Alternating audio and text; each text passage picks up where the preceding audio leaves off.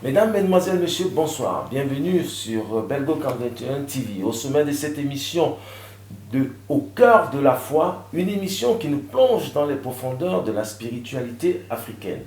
Pour cette émission, je reçois M. Tapé Bruguera, auteur de plusieurs ouvrages dont Africain, ennemi des Africains et De Gaulle trahit l'Afrique. De retour de son périple en Suisse pour la conférence sur le panafricanisme et le cas de l'AES. Monsieur Tapé, bonsoir.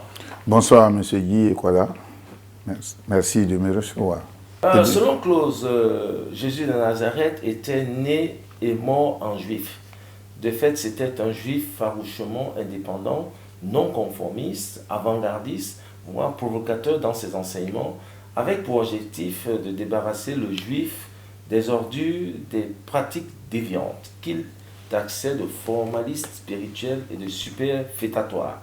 Est-ce que le combat de Jésus n'a pas détourné les Africains de leur religion ancestrale? Merci.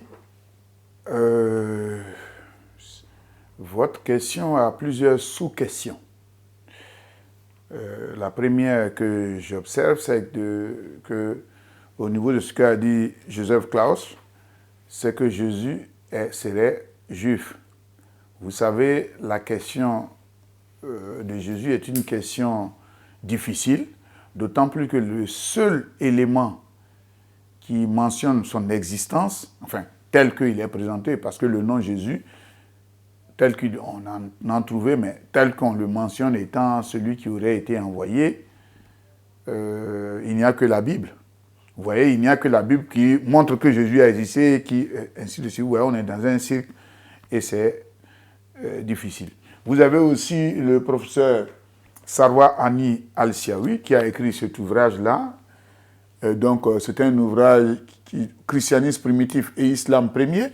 Il dit le Jésus, le non-juif. Donc lui aussi, il démontre ici, puisque ici, ce sont les recherches comparées sur le christianisme primitif et l'islam. Et donc, avec ce qui s'est passé, c'est vraiment des éléments de recherche qui démontrent à quel point archéologiquement, pour lui, Jésus n'est pas juif. Et pourquoi il le dit? Je vais essayer de citer parce que, en réalité, au moment où nous avons cette population, voilà ce qu'il écrit, la population de la Palestine vers le temps de Jésus se compose principalement d'Égyptiens, d'Arabes, de Syro-Phéniciens, de Babyloniens avec des villes hellénistes. Ce sont des nations que l'historien Joseph appelle communément les Grecs ou les Syriens. La Galilée n'a jamais été conquise par les Hébreux. Donc pour lui, Jésus, faisant partie, puisque la population, comme il a mentionné, la population qui était là-bas, elle était en grande majorité est une population cosmopolite. Et donc, il est fort probable au vu de ce qu'il lui écrit, que Jésus, dont on présente, ait été juif.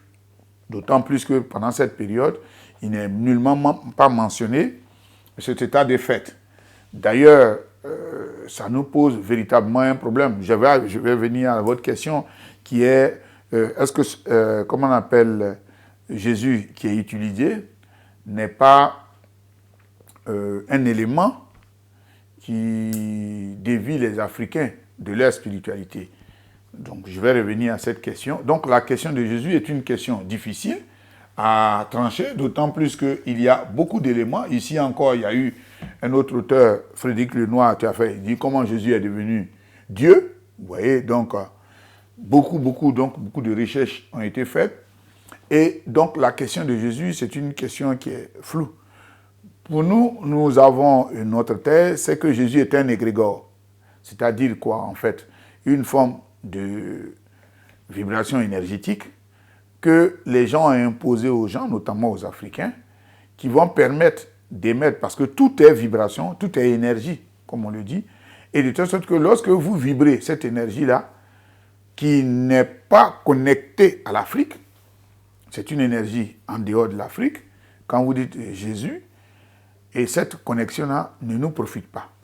Il faut savoir aussi que au niveau de la vision africaine, je pense que ça va faire l'objet enfin, vous avez prévu ça, on en parlera, mais il faut savoir qu'il y a deux grands courants qui est très important pour que les gens comprennent, parce que la question, je pense qu'on va l'expliquer de manière simple pour que les gens comprennent.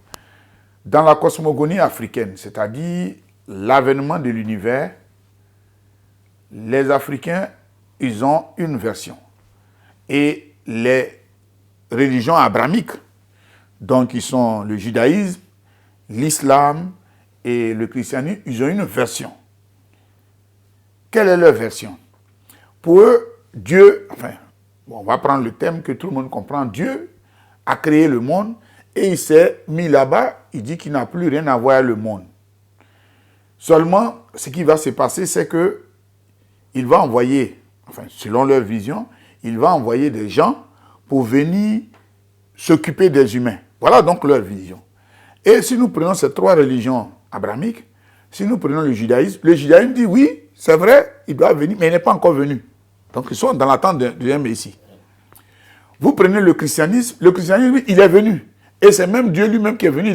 D'abord, ils disent que c'est son fils qui l'a envoyé. Après, il dit que ce fils, le fils est le père. Et vous avez la troisième religion abrahamique, l'islam, qui ne pouvait pas aller dans ce sens parce que si, en disant que Dieu a envoyé son fils, excusez-moi, si vous envoyez votre fils pour faire une commission, à quoi bon de prendre l'enfant d'un autre? Si votre fils allait accomplir la mission, ça ne serait plus rien d'envoyer quelqu'un d'autre.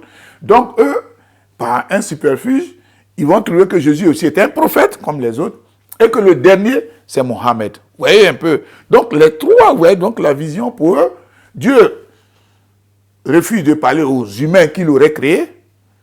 Et ce qui est assez paradoxal, je ne me souviens plus du texte, mais si nous prenons, je crois que c'est un verset de la Bible, mais je pense que peut-être au fil du temps, je vais le retrouver. On dit, Dieu a tant aimé le monde qu'il a envoyé son Fils unique, afin que quiconque croit en lui ne périsse point. C'est ce qui est écrit. Bien. L'humanité existe depuis 5 millions d'années. Et c'est en 2000, c'est seulement en 2000 que Dieu qui aime le monde, qu'il a supposé. Vous imaginez, Dieu crée le monde pendant 5 millions. Et il est assis, donc ce qui veut dire pendant ces 5 millions 300, il n'aimait pas le monde. Puisque si on prend le verset, on dit Dieu a tant aimé le monde qu'il a envoyé son fils unique. Donc, il a tant aimé. Et il crée le monde il y a 5 millions d'années d'humanité. Et puis, il y a seulement 2000 ans qu'il envoie son fils unique. De deux choses l'une. Soit avant l'avènement de son fils unique, ceux qui étaient là étaient bons, donc ce n'était pas nécessaire.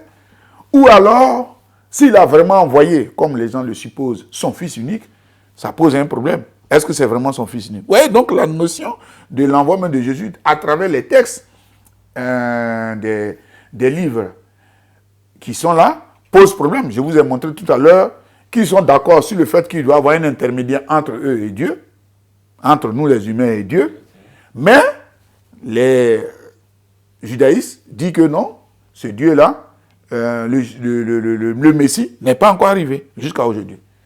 Vous avez donc les chrétiens qui disent qu'il est arrivé, c'est Jésus, on lui donne ce nom, mais c'est le Fils, et en même temps il est le Père, la Trinité. Par contre, les musulmans, ils disent que c'était un prophète parmi tant d'autres, mais le dernier des prophètes, c'est Mohammed. Vous voyez? Donc, ça pose un véritable problème. Lorsque vous regardez ces différentes religions, ça pose problème. Donc, c'est pour cela que nous disons aux Africains, pour lesquels nous nous battons, que c'est bien de vouloir choisir une religion, si tant ça paraît nécessaire. Chez le professeur Cheikh Anta Diop, la Nation de l'agriculture a dit, c'est personnel. Mais on n'entre pas dans quelque chose si on n'a pas l'explication, si on n'a pas les fondements qui régissent comment on appelle ces règles ou bien cette organisation. La conception des Africains, elle est différente. de la spiritualité africaine. Pour nous, Dieu est en nous. C'est-à-dire que Dieu n'a pas créé le monde, il s'est isolé. Donc, Dieu est en nous. Il va mettre en nous, en tout être, je dis bien en tout être, une parcelle de son énergie. Donc, chaque être sur la terre a une parcelle de l'énergie de Dieu. Et c'est ça qu'on appelle, d'autres vont parler du cas, donc qui nous vivifie. C'est comme moi, si dans les secondes qui suivent, je décède, c'est mon corps que vous allez voir, mais il y a ce cas-là, cette énergie vivifiante qui va continuer. Pour nous, la fin de la vie, vous savez ce que c'est?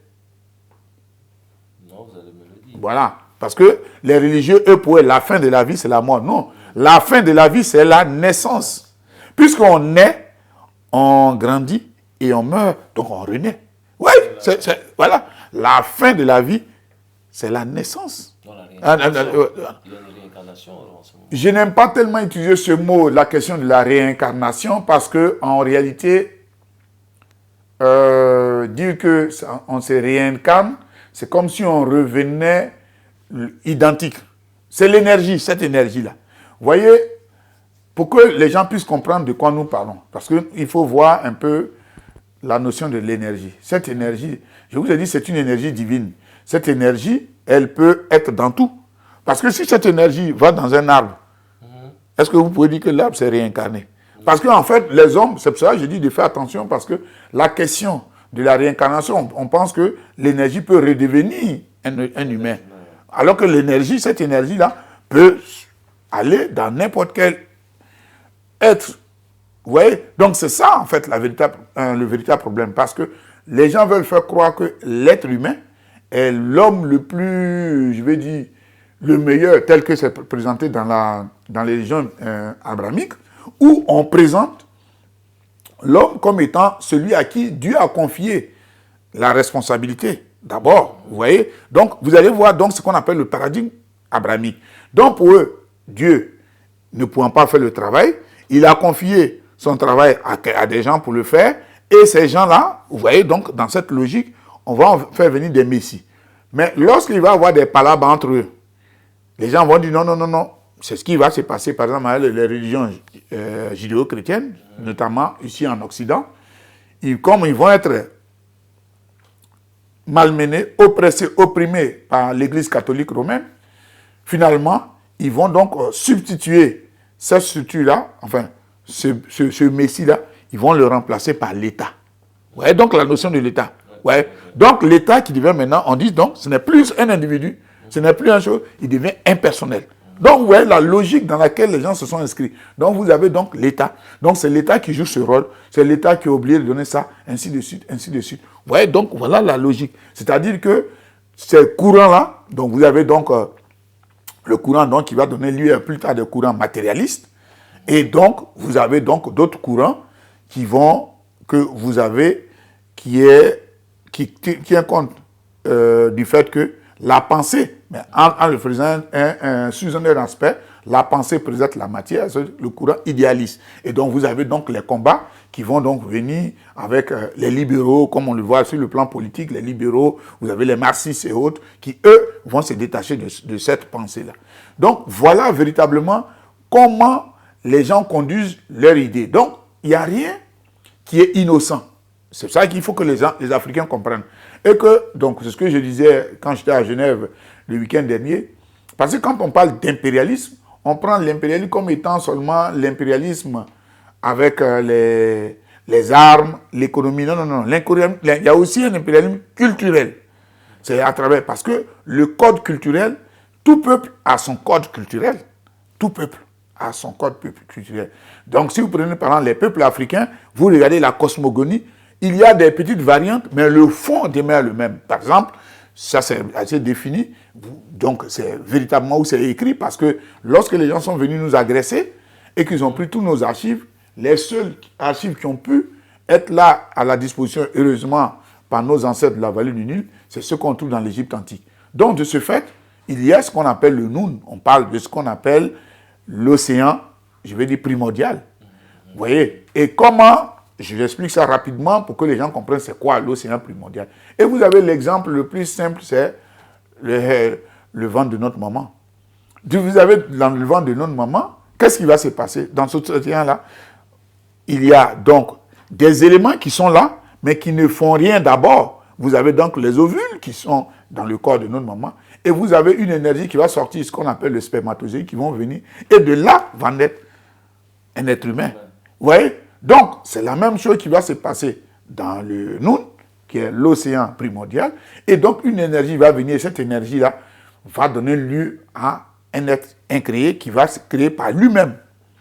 On va me dire, mais ce que je dis, c'est des choses, on peut faire une expérience tout simple. Si vous allez, je ne vous demande pas si c'est possible, c'est d'aller, par exemple, traire le lait de vache. Vous-même, vous le trayez, hein, de manière, vous avez ça, et ce lait-là, vous le coupez en deux, vous le mettez dans deux récipients différents. Un, vous le mettez au congélateur, et le deuxième, vous le fermez bien même de manière hermétique, vous mettez un plastique dessus, vous le fermez, vous mettez bien fermé, et vous le déposez dehors. Qu'est-ce qui va se passer? Après quelques jours, quelques semaines, qu'est-ce qui va se passer? La vie.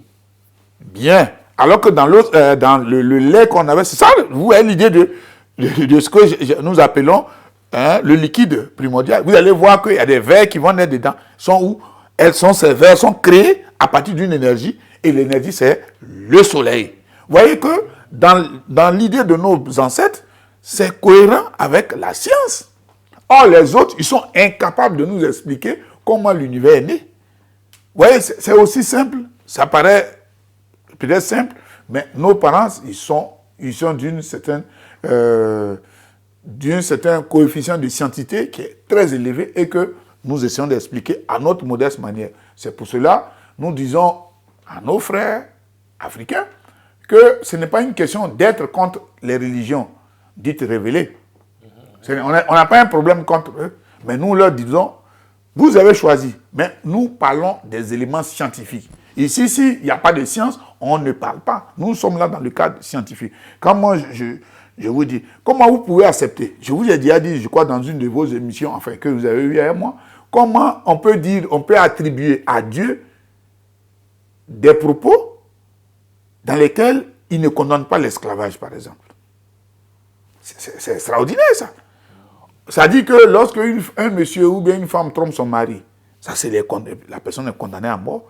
Mais par contre, vous pouvez mettre quelqu'un en esclavage, que ce soit dans toutes les religions abrahamiques, ce n'est pas condamnable. Vous avez donc un élément qui est anti-science. Que vous prenez n'importe lequel des livres. Je vais commencer. Ici, je suis venu avec 2 livres. Donc j'ai le Coran, parce que ça aussi souvent on pense que nous avons un problème. J'ai le Coran et j'ai la Bible. Bon, on peut peut-être, je ne sais pas si tu venais à la 2e Bible, mais ici, j'aime bien celle-là. Pourquoi? Parce que c'est une Bible écuménique. Donc, dans ces Bibles-là, quand vous lisez, vous prenez le cas de Genèse, vous voyez, je suis allé très loin. Donc, dans la Genèse, vous avez le fait que, on va commencer. Lorsque Dieu commença la création du ciel et de la terre était déserte et vide. Et la ténèbre à la surface de l'abîme, souffle de Dieu planait à la surface des eaux. Le souffle de Dieu. Et Dieu dit que la lumière soit. Et la lumière fut. Dieu vit que la lumière était bonne. Dieu sépara la lumière des ténèbres. Est-ce que vous avez bien entendu? Dieu sépara la lumière des ténèbres. Dieu appela la lumière jour et les ténèbres la nuit. Vous voyez? Donc nous sommes le premier jour. Donc Dieu a créé la lumière, il a créé le jour. Bien. Mais ce qui est assez étonnant, c'est que vous allez plus loin, je pense, dans la Genèse, plus loin, Dieu va créer, après, il va créer, comment je peux dire, les luminaires, ce qu'on a appelé les étoiles. Bon. Donc, au départ, il crée la lumière qu'il sépare des ténèbres. Et puis plus tard, il crée les étoiles. La question, qu'au 4e jour, mais la question, s'il a créé la lumière, ça sert à quoi de créer des étoiles plus tard? Puisque le soleil, c'est l'étoile la plus proche de la Terre. C'est d'ailleurs pour ça qu'elle nous illumine. S'il a déjà la lumière, ça sert à quoi de créer des étoiles plus tard? Or, nous savons aujourd'hui, de manière scientifique, que notre position est fonction du mouvement de la Terre à la fois autour du Soleil et autour d'elle-même. Donc, en fonction de cela, nous avons le jour et la nuit. Donc, s'il n'y a pas de lampe, il n'y a pas d'étoiles, et notamment de soleil, il n'y a pas de jour et de nuit. Vous voyez donc ce paradoxe. Mais ce n'est pas le seul. Donc, si nous prenons, je vais prendre ici le Coran. Voilà, le Coran dit la même chose. Non, nous sommes au verset 13, 2. On nous dit, Allah est celui qui a élevé les cieux sans piliers visibles. Au 21-30, ceux qui ont mécru, n'ont-ils pas vu que les cieux et la terre formaient une masse compacte? Donc, voilà, on nous dit les cieux et la terre. Donc, bon, attendez, soyons sérieux. Les cieux et la terre, ils étaient donc, d'après le Coran, ils étaient compacts. Bon, or, on sait que ce qu'on appelle le ciel, c'est le vide. Bon. Si, donc, les cieux et la terre sont compacts, où sont les autres planètes? Où se trouve Saturne et tout ça. Voilà. Donc, ça, c'est le Coran qui dit ça. On peut même aller. Hein?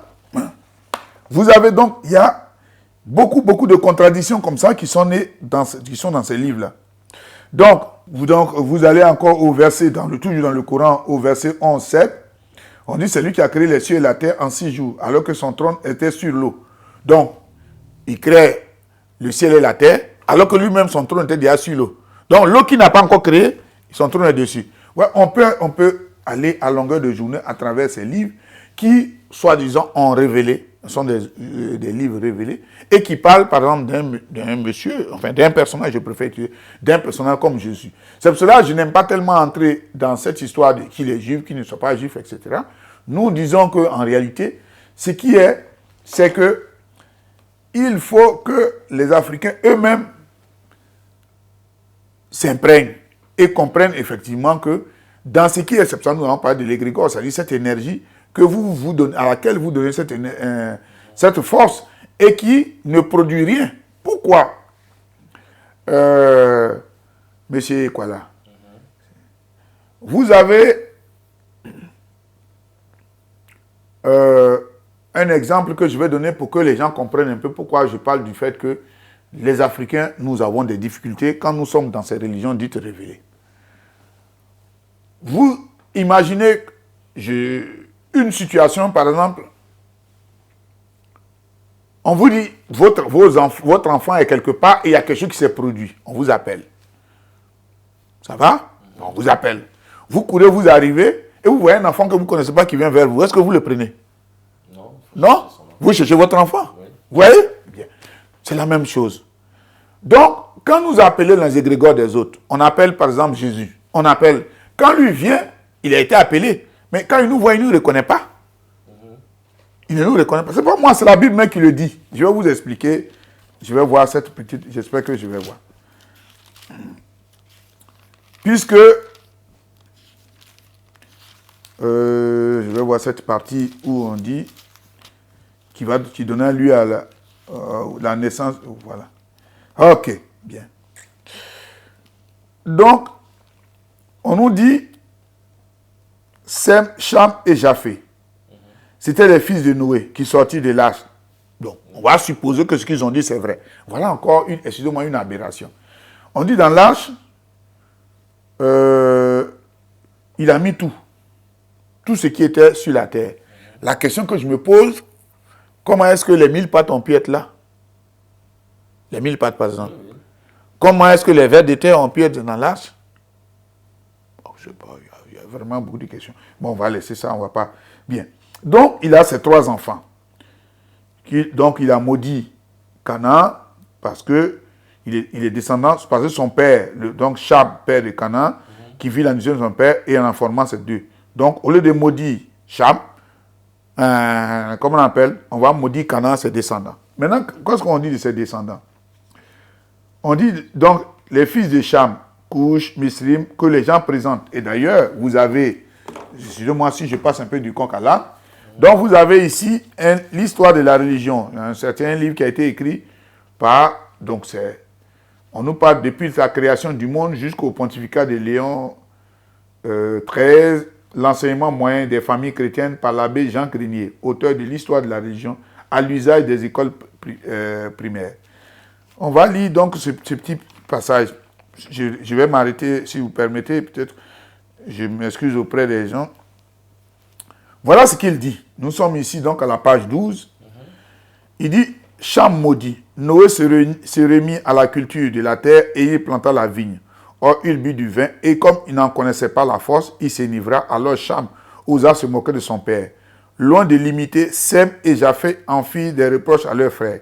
Quand Noé apprit l'indigne conduite de Cham, il le maudit dans ses descendants. C'est ce qu'on a vu dans la Bible. Bien.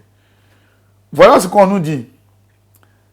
Dispersion du genre humain. Dispersion du genre humain. Donc ça, c'est ce que les descendants de Sem habitaient l'Asie. C'est d'eux que viennent les Hébreux ou le peuple de Dieu. D'accord? Les enfants de Japheth peuplèrent l'Europe. Et ceux de Cham, l'Afrique. C'est pas moi, hein, c'est... Vous voyez? Donc,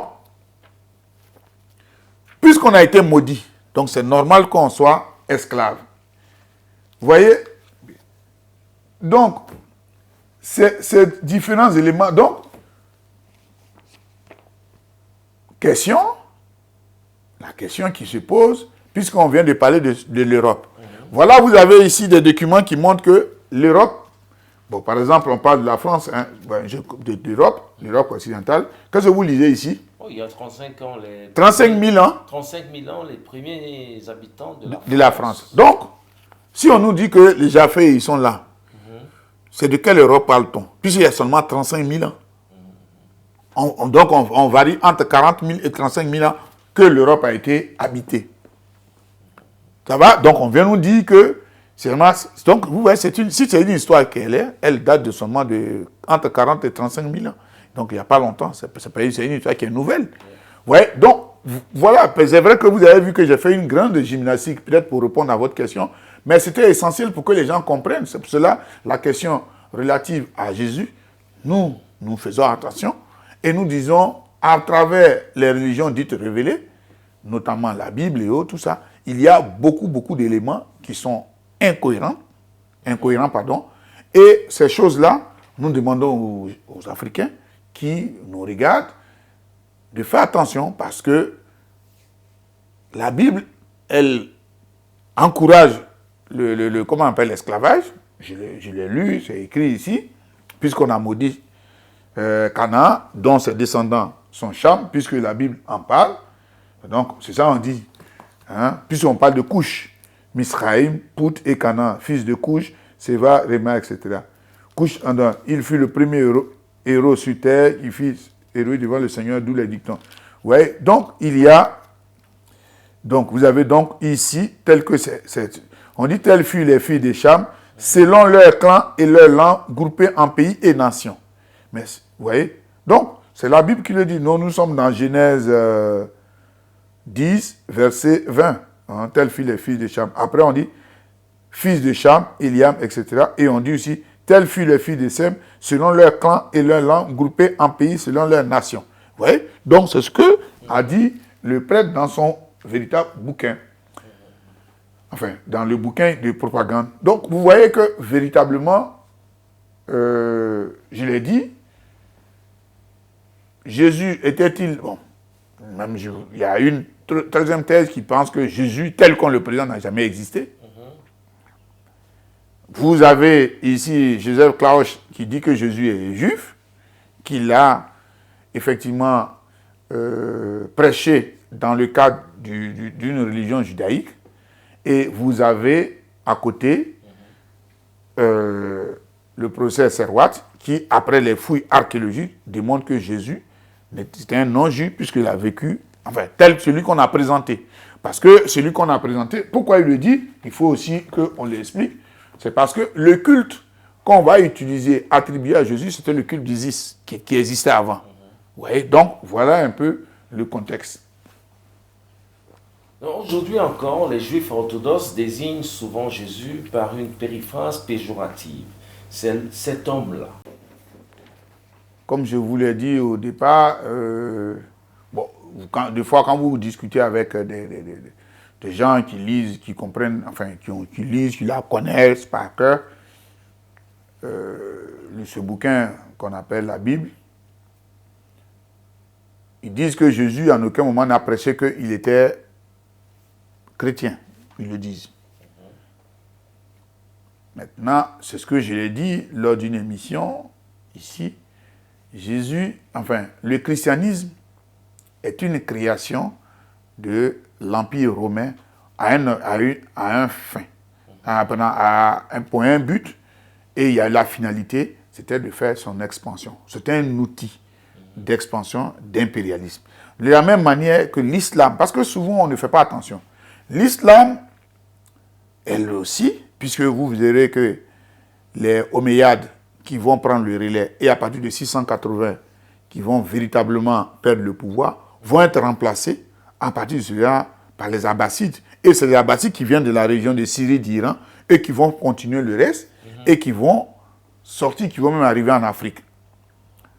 En réalité, quand vous prenez ces peuples-là, parce que l'Arabie se trouve au sud, alors que quand vous prenez la Syrie, elle est au-dessus. Donc vous avez des gens qui sont loin là-bas, ce sont eux qui vont prendre la relève et qui vont venir faire le combat, et ça va faire l'expansion. C'est d'ailleurs pour ça aujourd'hui vous avez deux mouvements, les chiites et les sunnites. Parce que d'autres vont trouver que quand notre tonton Ali a fait, ce n'était pas bien, l'autre dit c'est bien, etc. Ouais, donc cette bataille de sunnites et de chiites, parce que les Abbassides, quand ils viennent, ils vont mettre la préférence sur un autre, alors que les autres vont mettre la préférence sur un autre. Mais l'objectif, c'est la conquête. C'est pouvoir faire de l'expansion. Et quand vous prenez le Coran, par exemple, j'insiste sur ça, dans le Coran, on a cité seulement Mahomet 4 fois. Mahomet, son nom est cité 4 fois dans le Coran, pas plus que ça. Jésus même est plus, enfin on l'appelle Issa là-bas, est cité plus que, comment on appelle, Mahomet dans le Coran. C'est la même chose avec le christianisme. Le christianisme, de la même manière, les Abbassides, dans leur volonté de conquête, de pouvoir s'épandre, de faire comment on appelle, l'impérialisme, c'est la même chose qui va être avec les Romains. Parce qu'une guerre, pour que vous ayez un empire, il faut différents éléments. Vous devez avoir une armée. Mais comme la conquête qu'ils veulent faire, puisque, n'oubliez pas, depuis moins 525 de l'ère chrétienne, les Africains sont attaqués. D'abord les Perses, ensuite les Perses, les Macédoniens, les Grecs, après les Romains vont venir, les Romains, ainsi de suite. Donc, même les Arabes, etc. Donc, on va donc conquérir la vallée du Nil, nos ancêtres. Mais parce que les premiers qui sont venus, qui étaient parmi les premiers attaquants, ce sont les gens de l'Asie, ce qu'on appelle aujourd'hui les Chinois, les Japonais, qui ont été les premiers. Mais quand ils sont venus, et qu'après il y a eu, les Africains se sont renforcés, ils sont revenus, et quand ils ont déballé, ils sont partis, ils ont compris que ça ne sert à rien de venir continuer de s'imposer, ils ont commencé à se fortifier chez eux. C'est d'ailleurs pour ça que vous voyez, les Chinois ont eu le temps, avec ce qu'ils sont venus, eux ils ont pris les connaissances, ils sont allés les développer chez eux. Les autres, eux, ils ont pris, mais ils veulent s'asseoir sur nous. Et c'est ce qui se fait jusqu'à aujourd'hui. Donc, le christianisme va partir depuis le concile de Nicée. Je l'ai dit, au concile de Nicée, il y avait 320 personnes qui étaient présentes, dont 4 Européens. Mais comment se fait-il que la maison du plus grand prêtre se trouve en Europe, notamment en Italie? Vous voyez? Pourquoi ça se trouve là-bas? Pour qu'une telle décision, c'est-à-dire, vous avez 4 personnes sur plus de 300 personnes. Si on doit voter, logiquement, ce n'est pas en Europe. Mais pour que ça ait pu être allé là-bas, vous savez pourquoi? Parce que c'était celui qui a décidé. C'était l'empereur romain, Constantin. C'est lui qui a invité. Comme il est l'empereur, c'est lui qui décide. Ouais, je vous appelle. C'est comme vous m'invitez et vous payez mon transport. Je suis obligé de dire ce que vous voulez. Si je ne dis pas, comment je vais retourner chez moi? Je calcule pour que les gens comprennent. Donc c'est l'empereur Constantin qui va inviter des gens à ce concile. Pas si on ne met pas cet élément-là en avant, tout le reste va se perdre. Donc c'est de là que va être créé tout ce qui va devenir, c'est-à-dire Jésus et autres, tout ça. On va créer donc Jésus, on va créer ce personnage, on va même lui trouver sa tombe. Parce qu'aujourd'hui, on dénomme 3 de ces tombes. Bon, bref, mais on dit comme il a disparu, on fouille, on ne va jamais trouver des ossements. Pourtant, vous avez des gens qui sont morts avant lui, avérés, on trouve leurs os, on trouve leurs momies, qui sont nés, c'est-à-dire qu'ils sont morts près de 500 ans, 600 ans, 6000 ans, 2000 ans avant lui. On trouve leurs os, quand on dit tout en Cameroun, on peut trouver. On dit Imhotep, on peut trouver. Mais Jésus, on ne trouve pas sa tombe. Mais ça veut dire que nous sommes obligés de partir d'un mythe créateur pour pouvoir parler de celui-là. Donc, moi, quand je parle de ce principe, il m'est difficile alors d'imaginer Jésus qui va même prêcher. Parce que déjà, le fondement même de ce Jésus dont on parle est problématique à mon niveau. Parce que, comme je le dis, avec des preuves à l'appui, des éléments qu'on trouve, ce Jésus-là, son existence, il peut avoir existé. Mais tel qu'on l'a présenté, tel qu'on présente, ce Jésus, il paraît hypothétique. Il a existé, puisque on nous dit ici, dans l'ouvrage de Claus, qui a publié plusieurs ouvrages dans ce sens-là, il nous dit, l'un de ses livres nous dit, les manuscrits de Notovitch,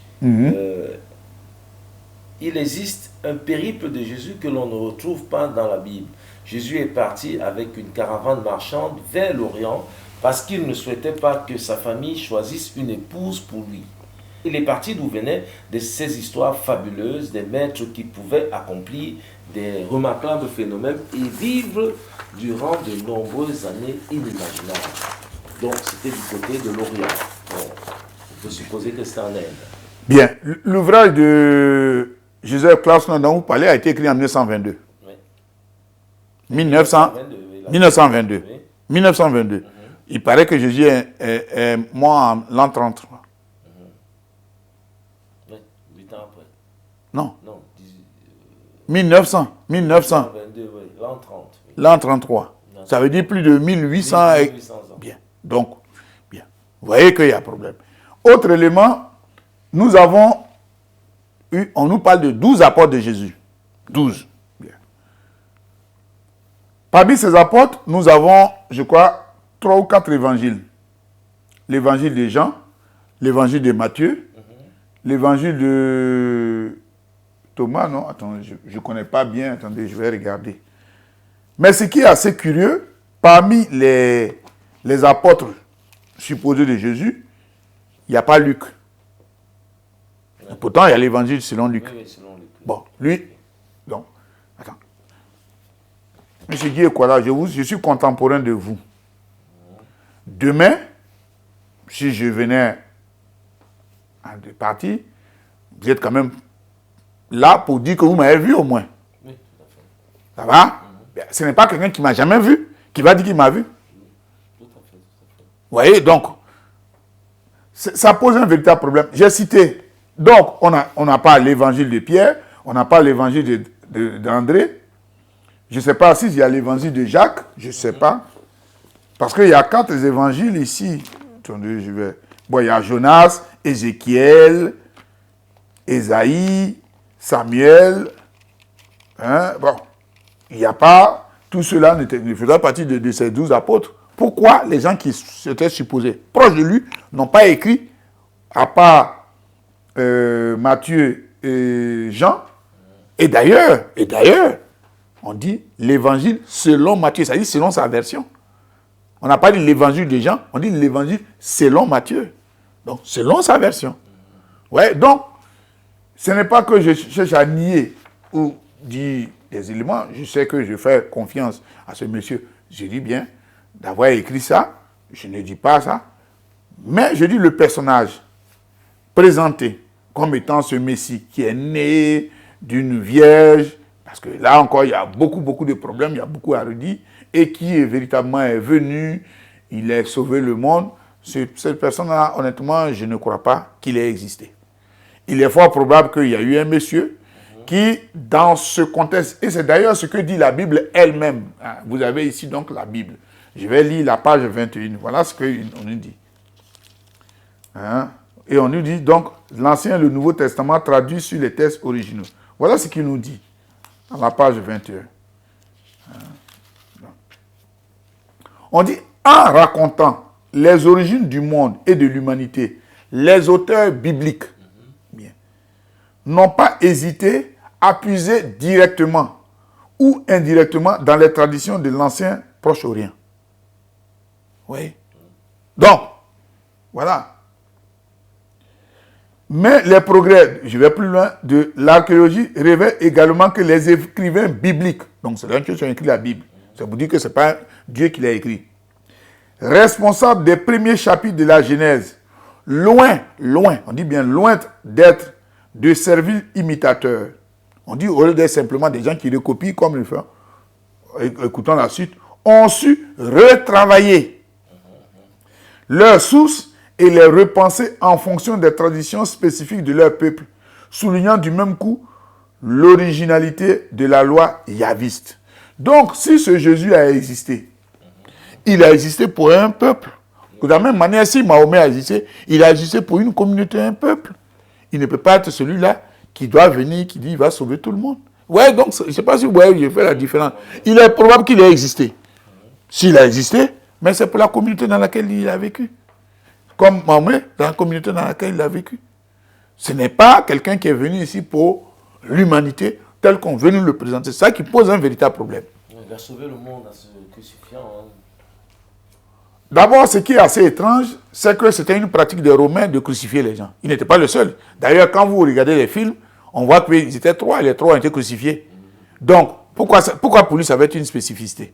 Les trois qui ont été tués ont été crucifiés, et puis d'ailleurs sur la croix. Donc, c'est une tradition des Romains de tuer les gens comme ça, d'assassiner les gens comme ça. Pourquoi pour lui ça devient une spécificité, à supposer? Non, c'est la question qu'on pose, qu'on nous explique. On a tué 3 personnes, on les a crucifiées. Mais pourquoi les 2 autres, on n'a pas dit qu'ils sont sacrifiés? Pourquoi lui spécialement? On va nous dire qu'il est le Fils de Dieu. Ça pose un véritable problème. Bon, maintenant, sa question de sa divinité, on sait qu'il n'y a que quelque chose qui a été créé depuis le concile de Nicée qui a eu lieu en 325 de l'ère chrétienne. C'est là, parce que ce n'est même pas avant. Ce n'est pas avant. Parce que, généralement, quand on parle, les gens disent oui, mais avant ça, il existait des chrétiens. Oui, oui et oui. Attention. Entre le Christ et Jésus, c'est 2 choses différentes. Pas les gens vont créer la confusion. Pourquoi je le dis? Tout à l'heure, j'ai parlé des religions abrahamiques. Quand vous écoutez, quand vous voyez la version des Juifs, de la religion judaïque, eux, ils disent le Messie. Eux tous étaient d'accord qu'il y a un Messie qui arrive. Donc, ceux qu'on appelait les premiers chrétiens disent qu'effectivement, il y a un Messie qui arrive. Mais ce n'est pas eux qui ont affirmé que le Messie est là. Le Messie est né d'une volonté politique. Et qu'on a imposé. C'est d'ailleurs pour ça que lorsqu'il y a eu la réunion à Nicée, il y avait les Arianus, c'est-à-dire ce prêtre venu d'Afrique, qui n'étaient pas d'accord, qui ont été chassés. Vous voyez? Donc, avant, c'est vrai, les gens ils croyaient à un Christ qui allait venir. Et c'est d'ailleurs pour ça que les Juifs sont restés dans cette attente pour dire que ce Christ n'est pas venu. Et il n'est pas venu jusqu'aujourd'hui? Pour les Juifs, non. Pour le judaïsme, ce Christ-là n'est pas encore venu.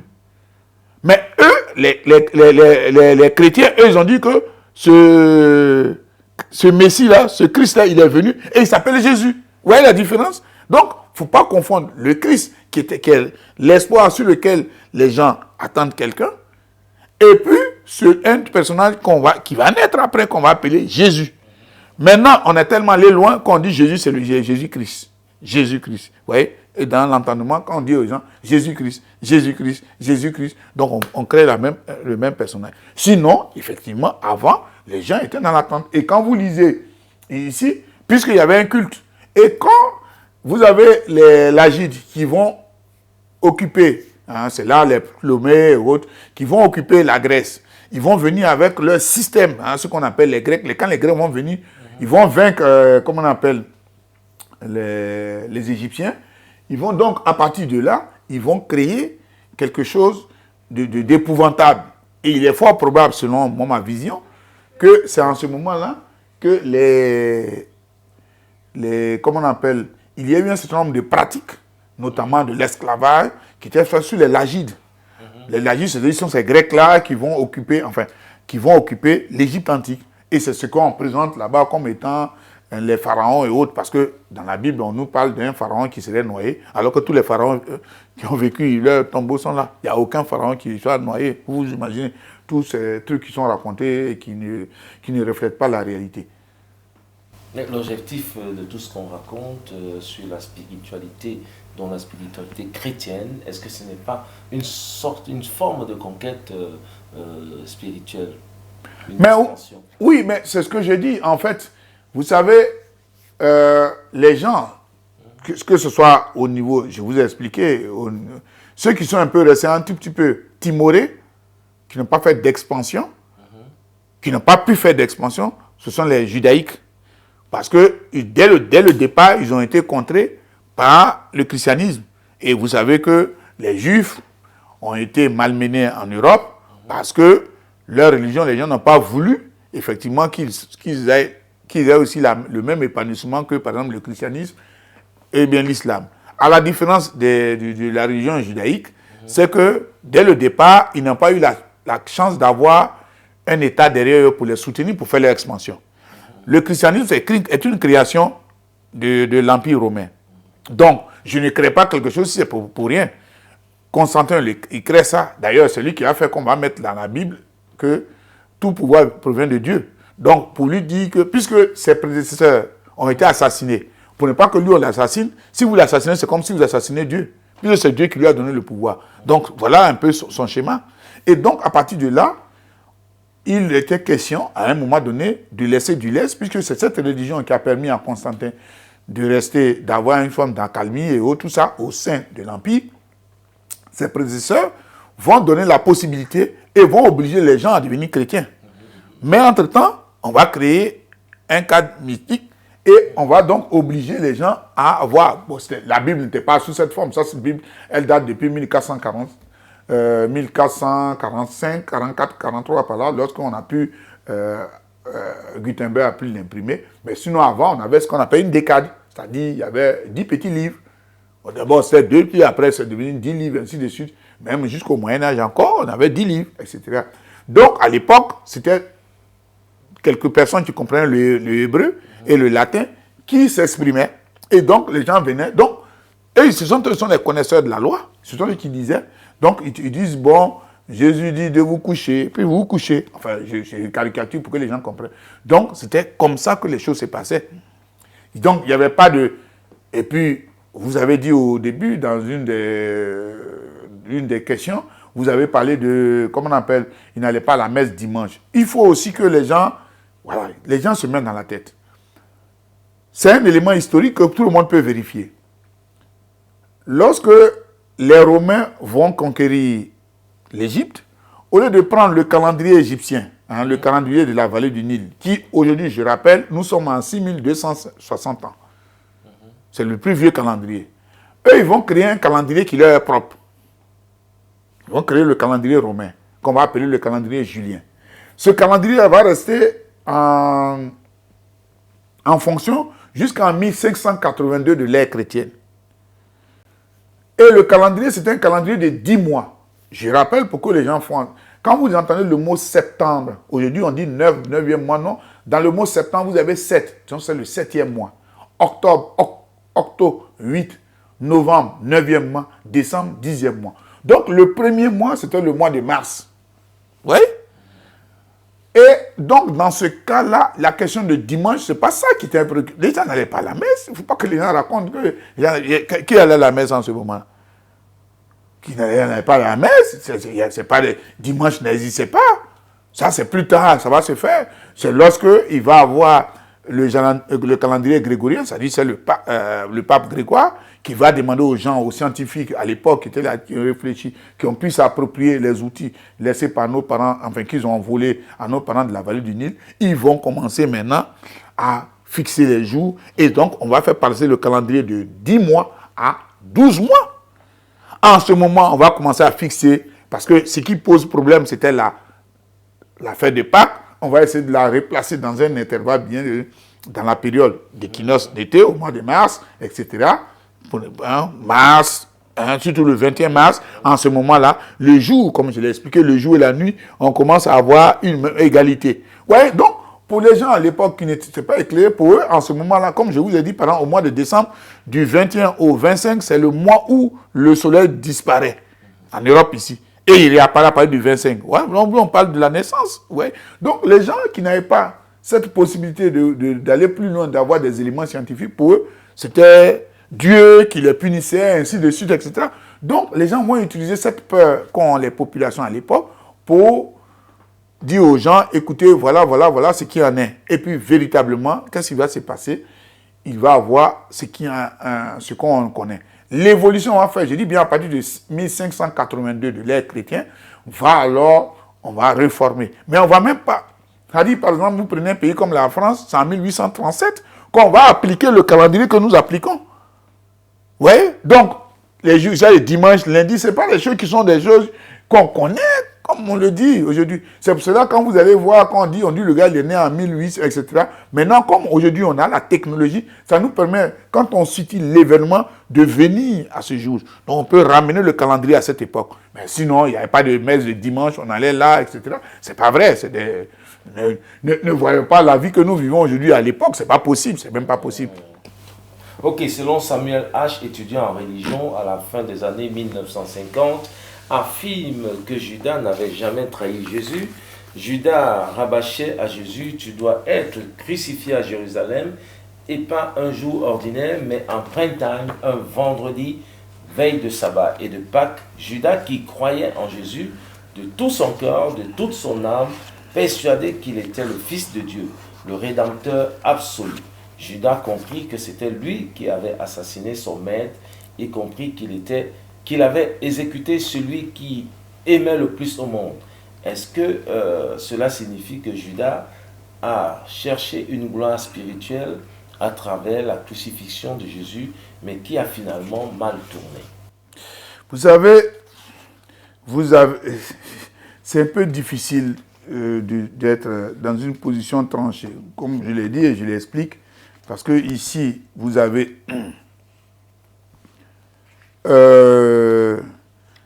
ce qu'on appelle des évangiles qu'on a écartés, les apocryphes, parmi lesquels se trouve, comment on appelle, l'évangile de Judas. Pourquoi, la question qu'on doit se poser, pourquoi l'Église catholique ou bien les chrétiens ont décidé de ne pas mettre l'évangile de Judas dans leur Bible? Si vous accusez, au moins la première chose la plus intéressante, si moi je vous accuse, la première des choses, au moins que je vous permette que je vous exprime pour voir. Si je vous accuse et je ne veux même pas que vous parliez. Comprenez? En aucun moment, on ne veut pas que Judas puisse s'exprimer. Moi, j'aurais souhaité que parmi les évangiles qu'on a, qu'on mette l'évangile de Judas. On va lire ce qu'il a dit, ce qu'il a fait peut-être. Mais pourquoi ça a été écarté et qu'on a choisi seulement ces évangiles-là? Vous voyez? Donc, ça pose un véritable problème et on ne sait pas où est-ce que tout ça s'est quitté. Donc, la création du fait que Judas aurait trahi Jésus et qu'aujourd'hui, il y a des gens qui disent que ce n'est pas possible, vous conviendrez avec moi que nous ne pouvons pas trancher. Nous aurons souhaité, je sais qu'il existe des documents, par exemple, vous avez les manuscrits de Qumran qui ont été découverts en 1947. Dans ces documents-là, vous avez donc l'évangile de Judas. C'est un document, donc je pense, il y a des gens qui ont écrit dessus, pour ceux que ça intéresse, c'est d'aller le lire. Donc, ici, nous avons une situation qui est biaisée. On nous présente Judas qui aurait trahi Jésus. Le personnage, on va supposer que le personnage a existé, qui aurait trahi Jésus. Mais en même temps, on ne donne pas la parole à Judas, lui-même de se défendre. Ouais, donc moi, je suis quand même assez perplexe pour trancher là-dessus. Maintenant, lui, certainement, il a fait des recherches là-dessus pour voir qu'effectivement, Judas n'a pas trahi, mais plutôt était celui qui était un révolutionnaire dans la même visée ou bien dans la même vision que Jésus. Je pense qu'il a les éléments. Je n'ai pas eu la possibilité de lire son bouquin, mais je vais le lire et puis peut-être savoir un peu où est-ce qu'il va au niveau de sa thèse. C'est une émission qui nous plonge dans les profondeurs de la spiritualité africaine. Aujourd'hui, nous avons parlé de Jésus. La prochaine émission, nous allons nous attarder sur la spiritualité africaine et ses forces supérieures.